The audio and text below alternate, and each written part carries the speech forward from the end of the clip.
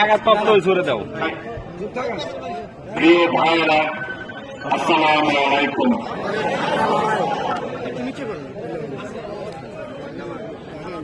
গতকাল 5ই আগস্ট বাংলাদেশের ইতিহাসে একটি নতুন ইতিহাস রচিত হয়েছে। বাংলাদেশের ছাত্র সমাজ, বাংলাদেশের তরুণ সমাজ, বাংলাদেশের জনতা ঐতিহাসিক বিপ্লব সংঘটিত করার মধ্য দিয়ে গতকাল গত 16 বছর ধরে আমাদের উপর যত পাথরের মতো বসেছিল যেই স্বৈরাচার, সেই স্বৈরাচারের গতকাল পতন ঘটেছে।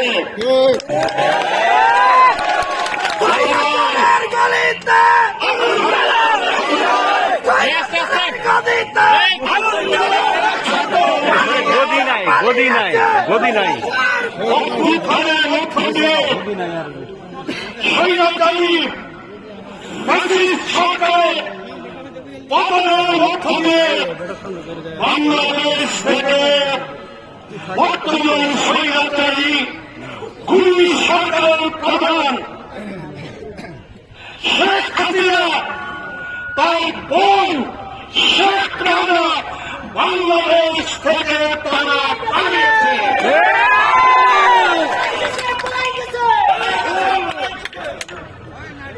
সম্মানিত মুরব্বিয়ান, প্রিয় ভাইরা, গত জুলাই মাসে এবং এই আগস্ট মাসে গতকাল পর্যন্ত সারা বাংলাদেশে সংবাদপত্রের হিসাব অনুযায়ী অন্তত পক্ষে 500 জন ছাত্র সাধারণ মানুষ তার জীবন দিয়েছে। বেসরকারি হিসাব মতে, সাধারণের হিসাব মতে সারা বাংলাদেশে এই সময়কালে ছাত্র জনতার আন্দোলনে অন্তত পক্ষে 1000 ছাত্র তরুণ সাধারণ মানুষ তারা জীবন দিয়েছে।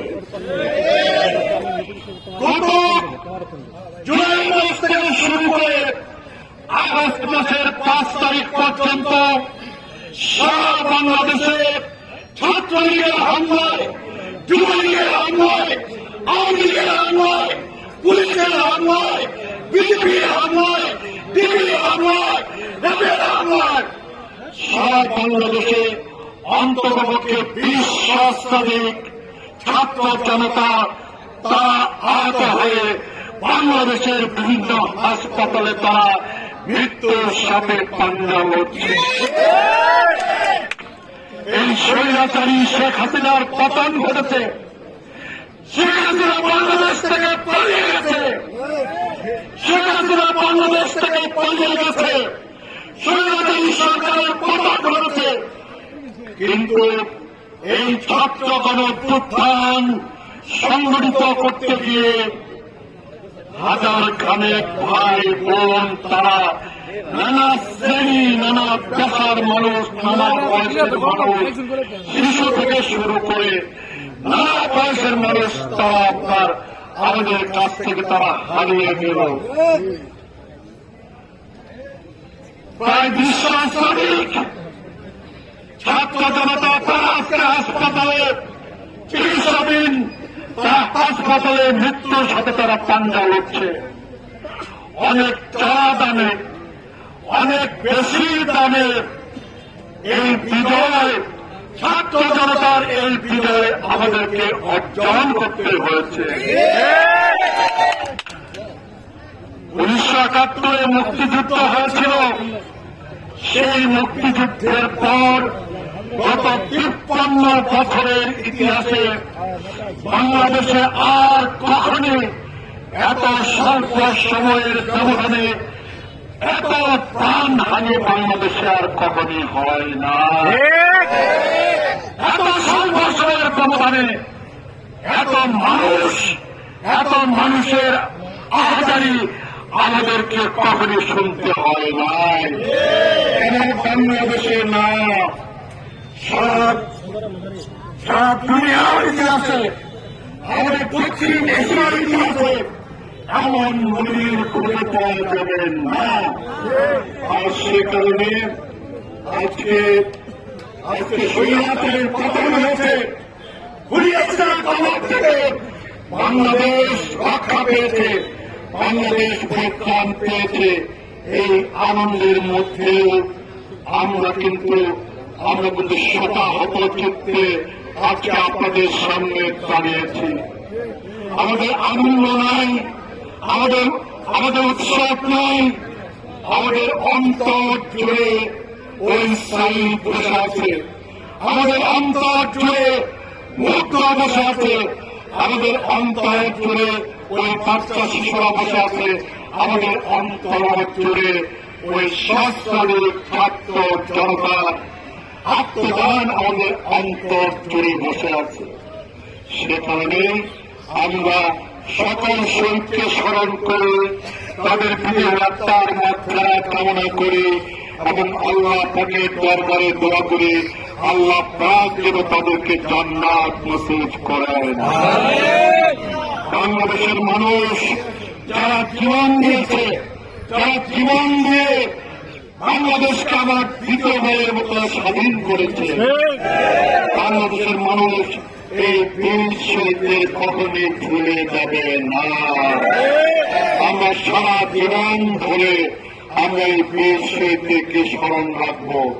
আজকে আমি বাংলাদেশের ছাত্র সমাজ, আমাদের হাসপাতালের ছাত্র সমাজ, নারায়ণগঞ্জের ছাত্র সমাজ, মাদারগঞ্জের ছাত্র সমাজ, সকলকে আমি ধন্যবাদ জানাতে চাই, সকলকে আমি অভিনন্দন জানাতে চাই যে এই ছাত্র সমাজের গুরুত্বপূর্ণ সাহসিকতাপূর্ণ লড়াইয়ের মধ্য দিয়ে সম্ভবপর হয়েছে এই বিজয় অর্জন করা, তাই না?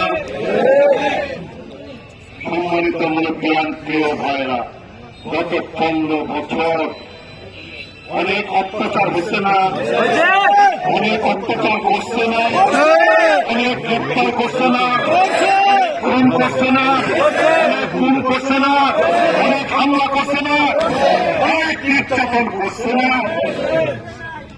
এবং সেই কারণে যারা নির্যাতিত হচ্ছে, যারা খুন গুমের শিকার হচ্ছে, যারা অত্যাচারের শিকার হচ্ছে, আজকে সেই মানুষ তারা ছাত্র সমাজের সাথে, তরুণ সমাজের সাথে সম্পৃক্ত হয়ে এই লড়াই, এই সংগ্রাম তারা গড়ে তুলেছিল, তাই তো?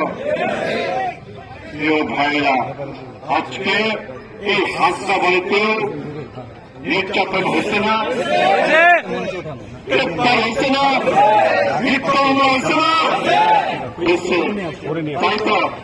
আজকে আমরা দেখতে চাই আমাদের নেত্রী এবং ইনশাআল্লাহ আজকে কালকের মধ্যে উনি মুক্ত হবেন।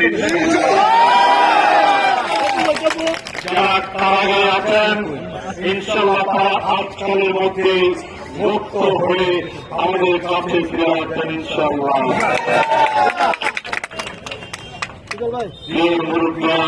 ভাইরা, আমি আজকে আপনাদের সামনে হাজির হয়েছি, আপনাদের পাশে এসে দাঁড়াইছি মূলত আপনাদের সকলকে প্রস্তুতি এবং খালেদা জিয়া একটি আহ্বান পৌঁছে দেওয়ার জন্য।